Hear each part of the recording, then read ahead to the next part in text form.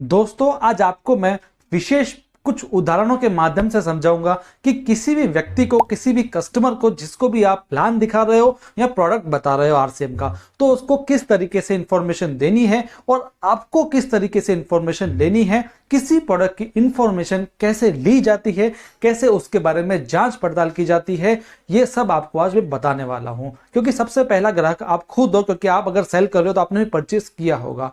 तो परचेस करते वक्त क्या बातों का ध्यान रखना चाहिए और आगे उसकी इंफॉर्मेशन कैसे देनी है, विशेष आज आरसीएम बिजनेस की बात करने वाले हैं इसमें हम। तो साथियों कुछ उदाहरणों के माध्यम से आपको बताऊंगा। सबसे पहले इसमें आपकी जो प्रक्रिया है उसमें सबसे पहला स्टेप यही रहेगा कि आपको प्रोडक्ट की पूरी नॉलेज होनी चाहिए। जिस भी प्रोडक्ट को आप सेल करने वाले हो उसकी प्रोडक्ट की आपकी पूरी नॉलेज लेनी है। मान लीजिए किसी चीज, मान लो हेल्थ राइस ब्रान ऑयल है, इसके बारे में आपको आगे सेल करना है तो आपको फुल इंफॉर्मेशन लेनी है।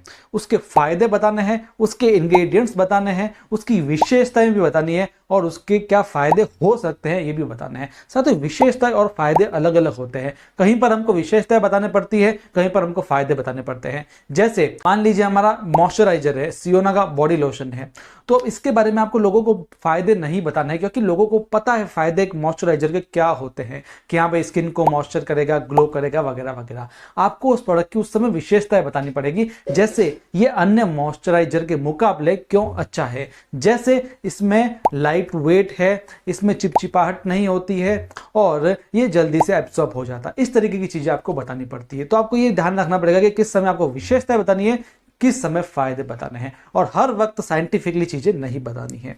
लेकिन आपको पूरी नॉलेज होनी चाहिए इंग्रेडिएंट्स की भी, उसके फायदों की भी, ताकि आप कहीं पर अटके नहीं। यदि आगे से कोई क्वेश्चन आ जाए तो आप उस समय हिचकिचाहट ना करें और आसानी से उस प्रश्नों का उत्तर दे सकें। तो साथ ही सबसे पहले बात करते हैं जिसको आप प्लान दिखाते हो उसको कैसे प्रोडक्ट बताएं। जब प्लान दिखाते हो उस समय प्रोडक्ट की विस्तृत चर्चा बिल्कुल नहीं करनी है, प्रोडक्ट को दिखाना है। अब दिखाना क्या है, आपने प्लान दिखा दिया, अच्छे से आप प्लान दिखा रहे हो, बढ़िया। इसके बाद आपको वहां पर प्रोडक्ट की एक एक प्रोडक्ट की नॉलेज आपको नहीं देनी है, आपको प्रोडक्ट की कैटेगरी बतानी है कि आरसीएम में किस किस तरीके के प्रोडक्ट आते हैं, जिससे अगले को ये पता लगेगा कि आरसीएम में प्रोडक्ट क्या क्या आते हैं। मेरे को तो लगता है कि आपको भी नहीं पता होगा आरसीएम में प्रोडक्ट कौन कौन से आते हैं, इसलिए मैंने एक वीडियो बनाया था जिसमें मैंने आपको सब बता दिया था कि किस किस तरीके के प्रोडक्ट आते हैं, जिसमें सब बताओ। उसका प्लान बुक अपने पास रखो जिसमें प्रोडक्ट वगैरह दिख जाते हैं कि भाई गारमेंट्स है, स्टेशनरी है, एग्रीकल्चरल प्रोडक्ट्स है या फिर फुटवियर है, सब कुछ बताइए, उसको एक एक चीज के बारे में बताइए। उसके बाद जो विशेष एक्सक्लूसिव जो प्रोडक्ट्स होते हैं ना, यूनिक प्रोडक्ट्स, उसके बारे में उनकी थोड़ी सी चर्चा कीजिए। जैसे हेल्थ अगर राइस ब्रान ऑयल की चर्चा करनी ही करनी है, गामा ओरिजिनल की चर्चा करनी है, गुड डॉट के बारे में चर्चा करनी है, ये दो तीन चीजों के बारे में आपको जरूर बताना है। कुछ न्यूट्रीचार्ज प्रोडक्ट्स के बारे में बता सकते हैं। इसमें आपको उलझना नहीं है, इंग्रेडिएंट्स में, न्यूट्रिशनल फैक्ट्स में कुछ नहीं, बस उसके थोड़े से फायदे बता के, विशेषताएं बता के खत्म करना है। यानी आपको वो जो बताना है वो प्रभावी तरीके से बताना है। आपको पूरी ट्रेनिंग नहीं देनी है, प्रोडक्ट की पूरी वर्कशॉप नहीं चला देनी है, वहां पर आपको केवल और केवल प्रभावी तरीके से कुछ शॉर्ट में उसके बारे में बताना है। साथियों वहां पर आपको सबसे महत्वपूर्ण ये चीज रखनी है कि आपको प्रोडक्ट की जानकारी देने के बजाय आपको टेस्ट पर भी ध्यान देना पड़ेगा। कुछ ऐसे छोटे प्रोडक्ट रखने पड़ेंगे जिसका टेस्ट अगले को आप करा पाओ। जैसे चाय पत्ती का छोटा पैकेट आप जरूर रखिए, किसी के घर में होम मीटिंग कर रहे हैं तो आप चाय पिला सकते हैं। अनारदाना या हींग पेड़ा के डब्बा आता है, उसको आप खोल के जरूर रखिए। बिस्किट को खिला सकते हैं या फिर आप भुजिया खोल सकते हैं, कई चीजों के बारे में बता सकते हैं। अब विशेष बात करते हैं, किसी कस्टमर को यदि आप इंडिविजुअली सिर्फ और सिर्फ प्रोडक्ट के बारे में बता रहे हो तो कैसे बताना है। तो साथियों यदि किसी विशेष प्रोडक्ट के बारे में बता रहे हो, जैसे मान लीजिए स्टार्ट करते हैं एफएमसीजी प्रोडक्ट से, मान लीजिए आपको किसी को मिर्ची पाउडर के बारे में बताना है, तो आपको मिर्ची पाउडर के फायदे नहीं बताने, वहां कोई फायदे काम ही नहीं करते हैं। वहां आपको ये बताना है कि हमारा मिर्ची पाउडर क्यों दूसरे मिर्ची पाउडर से अलग है। जैसे हमको ये बताना है कि हमारी जो मिर्ची है उसमें से डंठल और बीजों को निकाल करके उसको पीसा जाता है, कोई कृत्रिम कलर, कोई कृत्रिम खुशबू इसमें नहीं मिलाई जाती है, ये चीजें आपको बतानी है। उसी प्रकार से यदि मान लीजिए बिस्किट है, तो बिस्किट में आपको ये बताना है कि हमारे बिस्किट में आटे का इस्तेमाल किया गया है जो आपकी सेहत के लिए अच्छा रहेगा, और साथ में मार्केट में तो पाम ऑयल को यूज करते हैं लेकिन इसमें राइस ब्रान ऑयल को यूज किया गया है। सोन पापड़ी बतानी है तो उसमें भी ये बताना है कि राइस ब्रान ऑयल का प्रयोग किया गया है। मान लीजिए आपको खाखरा के बारे में बताना है तो यह बताना है कि 100% रोस्टेड है, इसके अंदर भी राइस ब्रान ऑयल का प्रयोग किया जाता है और आटे का प्रयोग किया जाता है। इसी प्रकार से हमारी भुजिया है जिसमें राइस ब्रान ऑयल का इस्तेमाल किया जाता है। यानी एफएमसीजी प्रोडक्ट्स में आपको फायदे बताने के बजाय आपको ये बताना है कि अदर मार्केट के प्रोडक्ट से वो क्यों अलग है। यानी जो मैंने स्टार्टिंग में बताया था उसकी विशेषताएं बतानी है। विशेषताएं बताने के लिए आपको प्रोडक्ट के इंग्रेडिएंट्स को गौर करना होगा, जिसके बारे में मैं इस वीडियो के लास्ट में आपको बताने वाला हूं। बहुत ही महत्वपूर्ण सूचना है, आप उसको जरूर देखना। तो ये हुई एफएमसीजी की बात। इसके बाद में जैसे राइस ब्रान ऑयल वगैरह है, अब इसके बारे में आपको महत्व उसको बताने पड़ेंगे, लेकिन ज्यादा साइंटिफिक लैंग्वेज में ना घुसते हुए आपको सिर्फ यहाँ विशेष बात ये ध्यान रखने की किस तरीके से राइस ब्रान ऑयल अदर तेलों के मुकाबले अच्छा होता है या विशेष होता है या महत्व कारक होता है, आपको ये बताना है। साथियों, यहां पर आपको साइंटिफिक लैंग्वेज में घुसने की जरूरत नहीं है। यदि अगला पूछता है कि क्यों, कैसे, या अगला भी ज्यादा होशियार निकला तो आपसे कई चीजें पूछ सकता है। इसलिए आपको भी तैयार रहना है कि उसको सफा पुफा मुफा के बारे में बता सके और कई एंटीऑक्सीडेंट्स के बारे में बता सके। तो आपको हर तरीके से तैयार रहना पड़ेगा।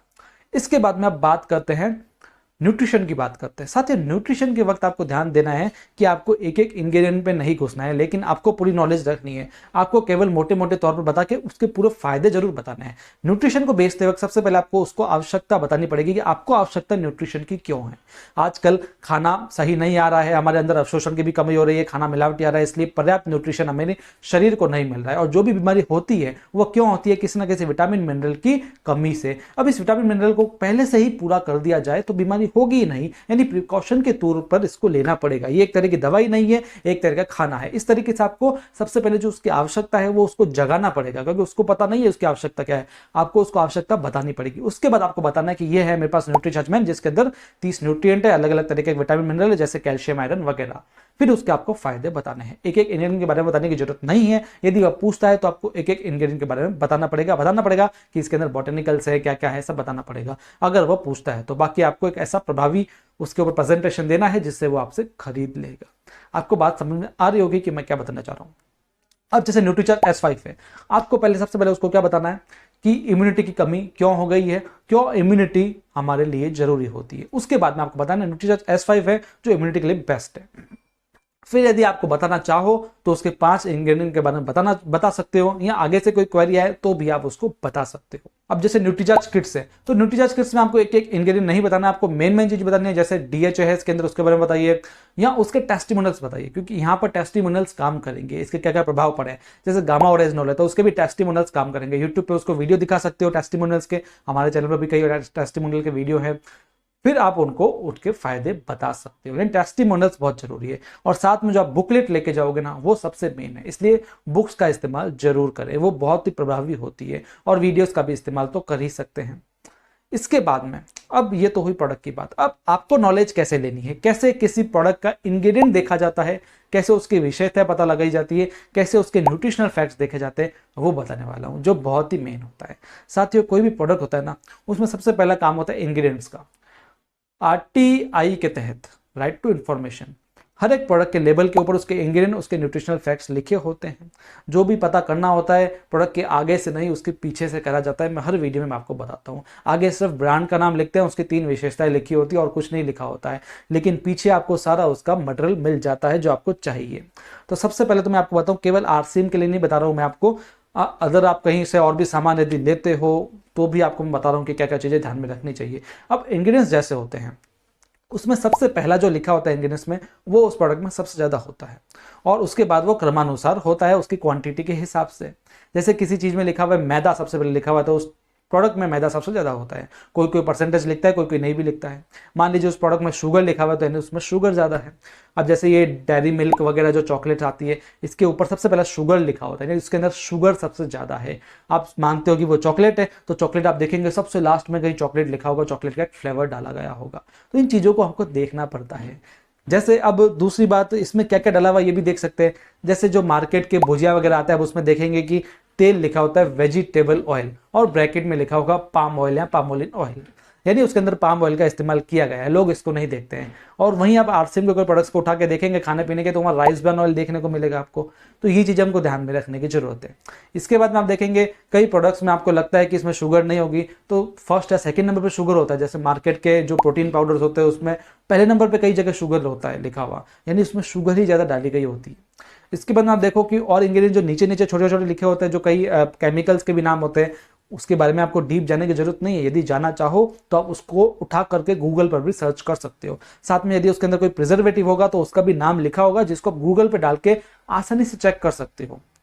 उसका कोई आर्टिफिशियल कलर होगा तो उसको भी आप चेक कर सकते हो। साथ ही अभी जैसे पतंजलि में पाया गया कि पतंजलि का जो दंत मंजन है उसको आयुर्वेदिक बताया जाता है, वेगन बताया जाता है, लेकिन उसके अंदर फिश का एक तत्व मिला जिसको एक आदमी था उसने खोज के बताया। क्यों खोजा उसने? क्योंकि वो इंग्रेडिएंट्स की तलाश कर रहा था। इंग्रेडिएंट्स को उठा के गूगल पर देखा तो पता लगा ये तो एक फिश का तत्व है, यानी नॉन वेजिटेरियन है।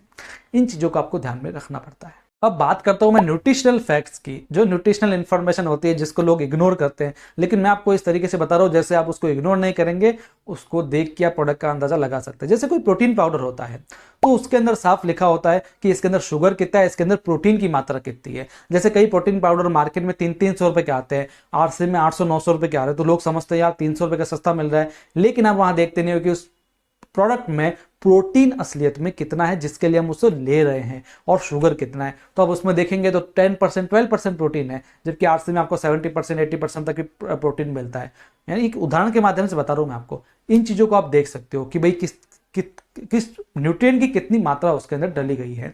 जैसे मान लो कि कई मार्केट के प्रोडक्ट्स होते हैं जिसमें विटामिन मिनरल्स होते हैं, जैसे मल्टीविटामिन के प्रोडक्ट्स होते हैं, तो उसमें सब लिखा होता है कि विटामिन कौन सा है और कितना डाला गया है, साथ में उसका आरडीए परसेंटेज कितना है। अब आरडीए परसेंटेज क्या होता है इसको आप समझिए।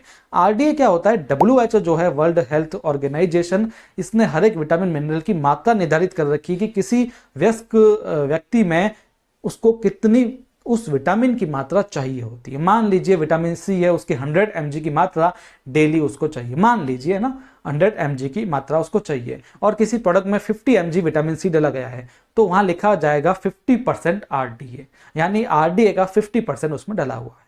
मैं आपको एक विशेष बताता हूं, न्यूट्रीचार्ज वुमन जो है ना, उसमें 14-15 से ज्यादा इंग्रेडिएंट ऐसे हैं, ऐसे न्यूट्रिएंट हैं जो 100% आरडीए के, यानी जितनी आवश्यकता है उतने डाले गए हैं। बाकी मार्केट में आप देखेंगे कि कई लोग मल्टीविटामिन बेचते हैं, कहते हैं कि इसमें 13 विटामिन 13 मिनरल सब कुछ है, लेकिन आप उनकी मात्रा को गौर करेंगे तो बिल्कुल नहीं के बराबर होते। 1% आरडीए होता है कई जगह तो।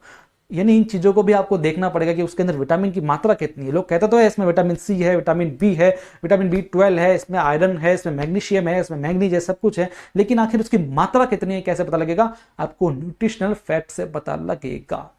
उस प्रोडक्ट का कोलेस्ट्रॉल कितना बनता है ये भी उसमें लिखा जाएगा, उसमें शुगर कितना है वो तो मैंने आपको बताया दिया, कार्बोहाइड्रेट्स कितने, एनर्जी कितनी, ये भी उसमें लिखा जाता है। तो आपको कोई भी चीज देखनी हो तो आप उसमें देख सकते हैं। तो साथियों, जो मैंने अब आज आपको इन्फॉर्मेशन बताई है, आपको यदि अच्छी लगी हो तो ही इस वीडियो को लाइक कीजिएगा, वरना मत कीजिएगा, क्योंकि मैंने आपको ऐसी चीजें बताई है जो आपको सिर्फ सेल्स में ही नहीं, परचेस करने में भी काम आएगी, यदि आप किसी चीज को परचेस कर रहे हो तो, है ना। तो साथियों, इन चीजों को आपको जानने की जरूरत है। जागो ग्राहक जागो जैसा मुहिम है वैसा ही मैंने आपको बताया है, क्योंकि जब तक आप हर एक चीज के बारे में इंफॉर्मेशन नहीं रखोगे तो आप लोगों को कैसे बताओगे। यदि आपने किसी व्यक्ति को ये इंग्रेडिएंट्स के बारे में, न्यूट्रिशनल फैक्ट्स के बारे में थोड़ा बहुत बता देना, लोग आपको होशियार समझेंगे और आपसे प्रोडक्ट ऐसे ही ले लेंगे कि हाँ भाई इसको नॉलेज है पूरी। तो इन चीजों को आपको देखना पड़ेगा। कोई भी प्रोडक्ट लेते हो आप उसके इंग्रेडिएंट्स देखो। आयुर्वेदिक प्रोडक्ट्स मतलब जानबूझ के देखना ही चाहिए कि उसके अंदर इंग्रेडिएंट क्या क्या डला हुआ है। कई वीगन लोग होते हैं तो वो देखते हैं कि भाई इसमें कोई ऐसा नॉन वेजिटेरियन प्रोडक्ट तो नहीं है, इंग्रेडिएंट तो नहीं है, तो वो भी आप देख सकते हैं। यानी कई चीजें आप उसमें देख सकते हैं। तो हम मिलते रहेंगे अगले वीडियोस में। साथियों, जानकारी तो आप पूरी ले लेते हो लेकिन सब्सक्राइब नहीं करते हो चैनल को। मैं पूरा एनालिटिक्स वगैरह देखता हूं, हमारे 80% व्यूअर्स तो सब्सक्राइब ही नहीं करते चैनल को, 20% बस कर लेते हैं। तो साथियों, ये क्या कर रहे हो आप? सब्सक्राइब करना तो एकदम फ्री है, तो उसको कर सकते हो ना, इससे आपको ही नॉलेज मिलेगा। आज मैंने आपको आरसीएम की नॉलेज नहीं बताई, आपको मैंने ऐसी नॉलेज बताई है जो आपको हर जगह काम आएगी, कस्टमर बेसिस पे काम बताया। मैंने कोई आरसीएम की विशेष नॉलेज नहीं बताई आपको, इसलिए आप चैनल को सब्सक्राइब जरूर करो, जिससे हमें भी मोटिवेशन मिलेगी आपको अलग अलग वीडियोस अलग अलग तरीके से प्रेजेंटेशन से देने हैं। मिलते हैं अगले वीडियो में। Thank you.